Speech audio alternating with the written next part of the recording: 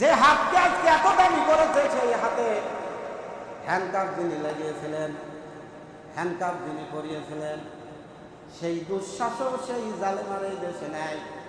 কোন হাত জালেম আর কোন হাত ইসলামের, কোন হাত অপরাধী আর কোন হাত ন্যায়ের, কোন হাত অন্যায়ের আর কোন হাত সত্যবাদী। আজকে বাংলাদেশের মানুষ নতুন করে এর দৃষ্টান্ত পেয়েছে।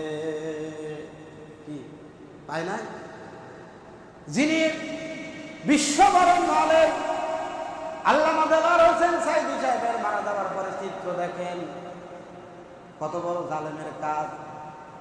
সাঈদী সাহেব মারা যাওয়ার পরে এমনকি তার জানাজা নামাজে যারা অংশগ্রহণ করেছে তাদেরকে গ্রেপ্তার করা হয়েছে। সাঈদী সাহেবের জানাজা নামাজের যে হুজুর ইমামতি করেছে তাকে গ্রেপ্তার করা হয়েছে। এমনকি একটা জেলায় না, সারা বাংলাদেশে যারা এই জানাজায় অংশগ্রহণ করেছে তাদের বাড়ি থেকে খুঁজে খুঁজে তাদেরকে গ্রেপ্তার করা হয়েছে। আমি কি বেশি বললাম? আমার ভাইরা, এত জুলুম, এত নির্যাতন করার পরেও, 17 বছর একটা মানুষের পরে নির্যাতন করার পরেও, সেই লোক মারা যাওয়ার পরে এমন কোনো গলি নেই, এমন কোনো রাস্তা নেই, এমন কোনো অফিস নেই, এমন কোনো মাঠ নেই, এমন কোনো জায়গা নেই এই আল্লামার জন্য জাতির মানুষেরা তার জন্য চোখের পানি ফেলে না।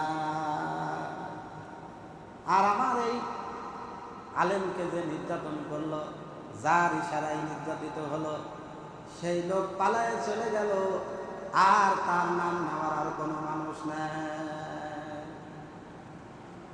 আমার পতন আসিবে কবে কেউ তো জানে না। ভুল বললাম? শেখ হাসিনা জানতো পরে? আমার পতন আসিবে কখন কেউ তো জানে না। আমি দিল্লি গেলে তোমরা কেউ ফিরা আনো না, আমি ভারত গেলে তোমরা কেউ নিয়ে এসো না। আমার পতন আসিবে কবে কেউ তো জানে না। কি আমার ভাইরা, ঠিক আল্লাহ রাব্বুল আলামিন জাতিকে বলে দিয়েছেন, সাহাবায়ে কেরাম নাই, রাসূলুল্লাহ নাই, খাব্বাব নাই, বেলাল নাই, উমর নাই। সে সাহাবায়ে কেরামের পরে আজকে যারা তার ভূমিকা রাখে, সেটা হলো বাংলাদেশের এক গুচ্ছ আলেম সাহাবায়ে কেরামদের ভূমিকা রাখে। আর রাসূলুল্লাহর সেই কোরআনের কথা যাদের কাছে বলতে চায়, আর রাসূলুল্লাহর সেই দিনের কথা, বাংলাদেশে এমন কোনো ঘর থাকবে না, বাংলাদেশের এমন কোনো দোকান থাকবে না, বাংলাদেশের এমন কোনো ঘর থাকবে না যেখানে আল্লামা সাঈদীর কথা আমরা পৌঁছায় দেব না। রাজি আছেন তো? আমার